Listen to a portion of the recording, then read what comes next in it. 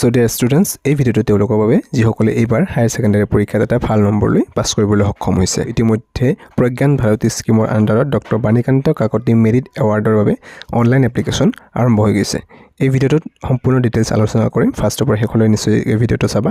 এপ্লিকেশ্যনটো ইতিমধ্যে যোৱাকালিৰ পৰা ষ্টাৰ্ট হৈ গৈছে আবেলি 2 বজাৰ পৰা, আৰু যদি তোমালোকে চোৱা এইটো আগষ্টৰ 21 তাৰিখলৈকে চলিব।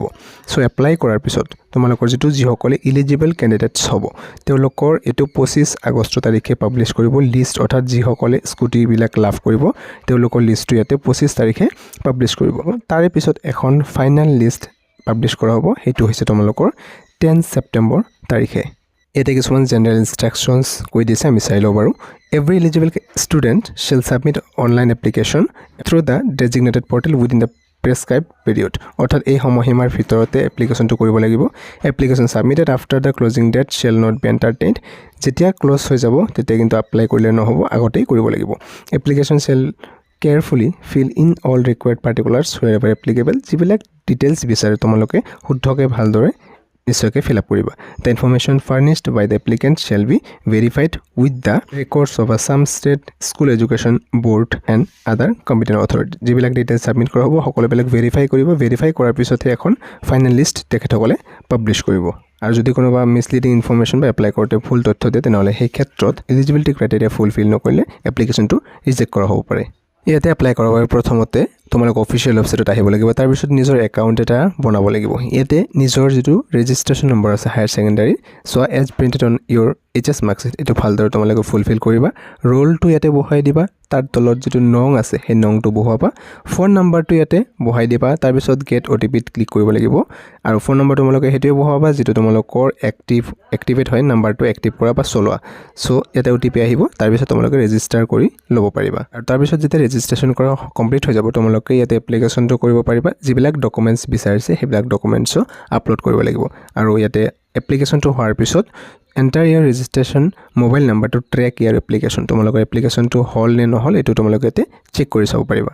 এতিয়া চাই লওঁ ইয়াতে কোনসকলক স্কুটি প্ৰদান কৰা হ'ব বা কিমান পাৰ্চেণ্টেজ পাব লাগিব। Guideline for distribution of scooter to girl and boy student securing 80% or more marks in the higher secondary final examination.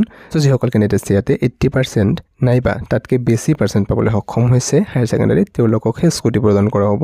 ল'ৰা ছোৱালী উভয়ৰ ক্ষেত্ৰত ছেম হয়।